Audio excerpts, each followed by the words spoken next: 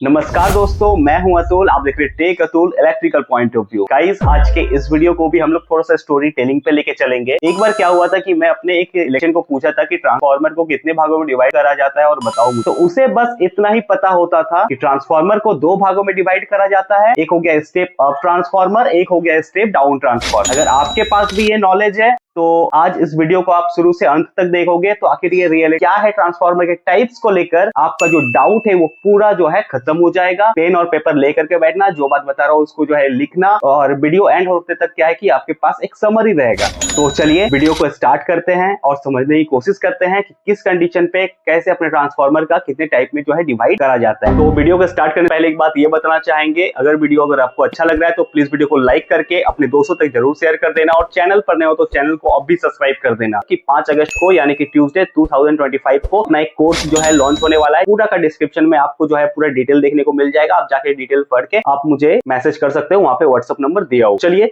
बिना किसी देरी के वीडियो को स्टार्ट।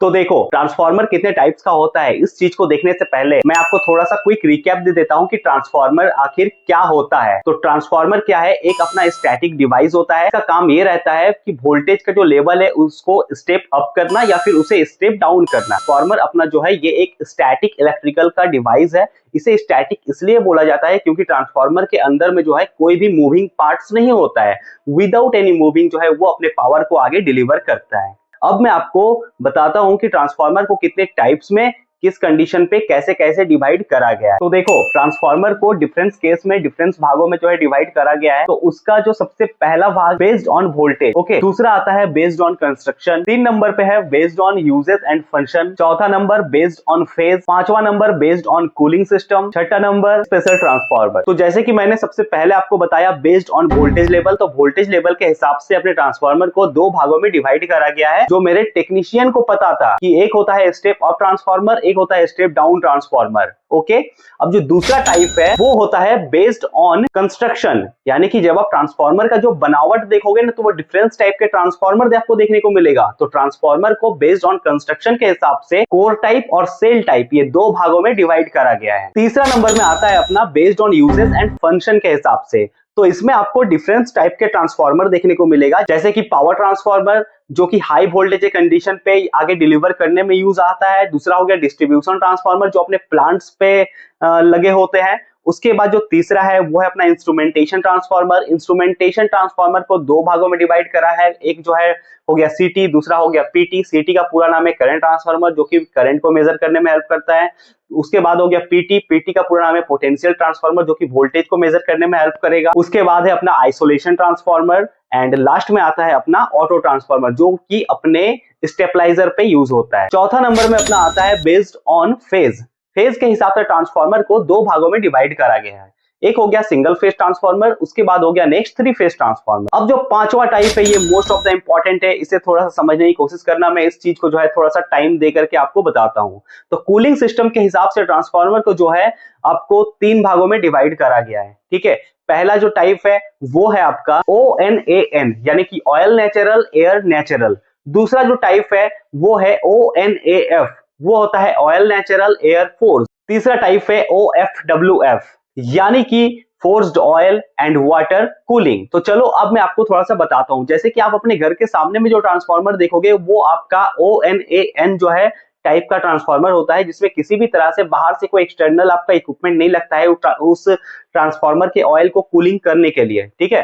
तो क्या होता है कि इस टाइप के जितने भी ट्रांसफार्मर होता है जो कि आपको घर के सामने आपको देखने को मिलेगा टू पोल के सिस्टम पे, वो अपना होता है ONAF टाइप का ट्रांसफार्मर।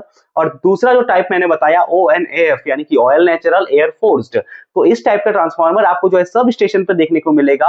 आपको इस टाइप का ट्रांसफार्मर कैसे आइडेंटिफाई करना है? तो इस टाइप के ट्रांसफार्मर को आप आइडेंटिफाई करोगे इस कंडीशन पे कि इसका जो रेडिएटर होता है, इस रेडिएटर में आपको जो है कूलिंग फैन देखने को मिलेगा। ये कूलिंग फैन क्या करता है? एयर के फोर्स से अपना जो कूल ऑयल है ट्रांसफार्मर के अंदर जो रेडिएटर के थ्रू सर्कुलेट हो रहा है उसे और भी जल्दी जो है कूलिंग करने में हेल्प करता है। मैंने आपको बताया ONWF, यानी कि forced oil and water cooling.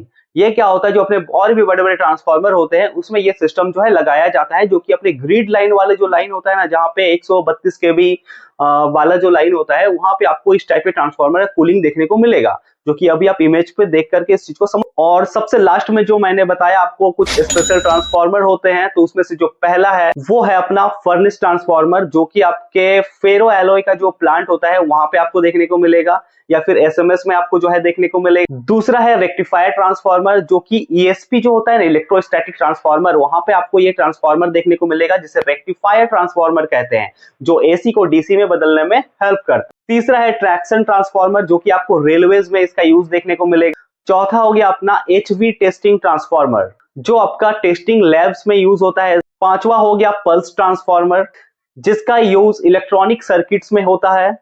और छठा हो गया अपना ग्राउंडिंग ट्रांसफार्मर, जहां पे अनग्राउंड का सिस्टम होता है ना, वहां पे जहां पे ग्राउंड नहीं मिल रहा है, पूरा आपका जो है कंक्रीट से कवर है, वहां पे ग्राउंड सिस्टम को कंटिन्यू करने के लिए इस ट्रांसफार्मर का यूज में लाया जाए। तो अभी आप जो ये पूरा एक टेबल देख रहे हो, इस टेबल में आप देख करके कुछ अच्छे से समझ सकते हो कि किस तरह से अपने ट्रांसफार्मर को कितने टाइप में जो है डिवाइड करा गया है और कैसे कैसे डिवाइड करा गया है। तो अगर आप इंटरव्यूअर के सामने इस तरह से रिप्रेजेंट करोगे अपने सवालों का जो जवाब है वो, तो आपका जो वैल्यू है वो बहुत ज्यादा बढ़ जाएगा, और आपका जो सैलरी नेगोशिएशन वाला के टाइम पे ये एक बहुत बड़ा इम्पैक्ट जो है वो डालेगा। ओके, तो मैं आशा करता हूं कि आप समझ गए होंगे किस कंडीशन पे कैसे ट्रांसफार्मर को जो है अलग अलग भागों में डिवाइड करा गया है। तो अगर वीडियो अच्छा लगा, मेरे बताने का टेक्निक अगर आपको पसंद आ रहा है, तो प्लीज वीडियो को लाइक करना, अपने दोस्तों तक जरूर शेयर करना, ताकि नॉलेज सभी को मिल सके। और एक इंपॉर्टेंट बात, 5 अगस्त 2025 दिन मंगलवार, ओके, इस दिन को क्या है कि मेरा एक ऑनलाइन कोर्स है, जिसमें मैं आपको बताऊंगा कि जो बिगिनर्स होते हैं, जो स्टार्टिंग में 3 मंथ 6 मंथ 1 ईयर हो जाता है बस, बट उसे उसके पास जो है एक नॉलेज नहीं होता है जितना नॉलेज होना चाहिए। तो उसका रीजन ये होता है कि एक प्रॉपर रोड मैप, एक विजन, एक ग्रोथ मतलब कुछ उसका पास होता नहीं है, जिसके वजह से उसको ये कमियां जो है देखने को मिलता है। ठीक है, तो इस चीज को फुलफिल करने के लिए मैं जो है एक कोर्स ला रहा हूँ। उस कोर्स को अगर आप देखते हो, उसे अगर आप, ये एक पेड सर्विस है, पहले बता दे रहा हूँ, ठीक है। उस कोर्स को अगर आप देखते हो तो आपके पास क्या है, एक रोड मैप मिलेगा प्रॉपर, कि किस कंडीशन पे कैसे आपको आगे बढ़ना है, कि आपका जो नॉलेज है वो टाइम टू टाइम इंक्रीज होता जाए। ऐसा नहीं कि सिर्फ मैं जो है प्लांट जा रहा हूँ, 8 घंटा ड्यूटी कर रहा हूँ और घर आ रहा हूँ, ऐसा बिल्कुल नहीं होना चाहिए। ओके, तो गाइज मिलते हैं नेक्स्ट वीडियो पे, जहां पे और एक टॉपिक के ऊपर बात करेंगे। और आपको अगर कोई भी टॉपिक के ऊपर वीडियोस चाहिए ना, तो आप नीचे कमेंट करके बता सकते हो। तो गाइज अपना ध्यान रखिए, कीप वॉचिंग, कीप लर्निंग।